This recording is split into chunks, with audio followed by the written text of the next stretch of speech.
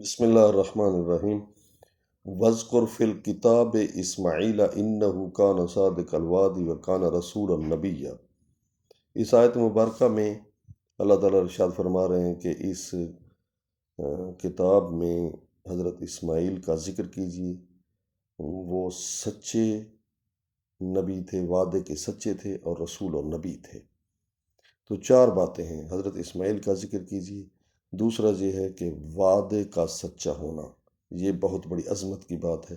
حدیث پاک میں بھی آتا ہے کہ لا دین لمن لا عہد لہ، جس کے پاس وعدہ نہیں ہے، وعدے کی پابندی نہیں ہے، اس کے پاس سمجھے دین نہیں ہے۔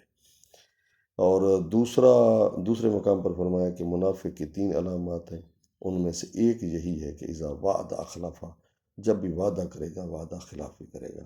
لیکن یہ یاد رکھیں کہ وعدہ ہو شریعت کے دائرے کے اندر، اگر شریعت کے دائرے کے باہر ہو تو اس وعدے کی پابندی لازمی نہیں ہے۔ مثلا ایک ٹیچر کو کہتے ہیں کہ آپ نے ہمارے بچے کو امتحان میں نقل لگوانی ہے، تو وہ اگر نہیں لگواتا، کیونکہ کہہ تو دیتا ہے ان کے شر سے کہ ہاں لگواؤں گا، لیکن نہیں لگواتا تو اس کو گناہ نہیں ہوگا، کیونکہ یہ وعدہ شرعی وعدہ نہیں ہے۔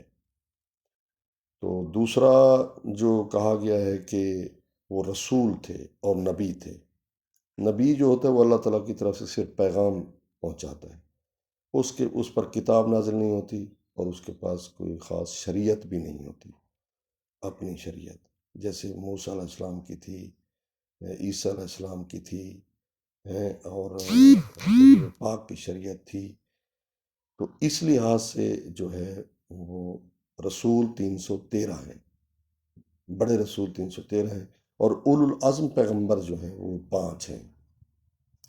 اور کافی انبیاء رسول ایسے ہیں جن پر جو ہے وہ صحیفے نازل کیے گئے، جن چھوٹی کتابیں، اور 4 بڑی کتابیں ہیں جو 4 بڑے رسولوں پر نازل کی گئی ہیں۔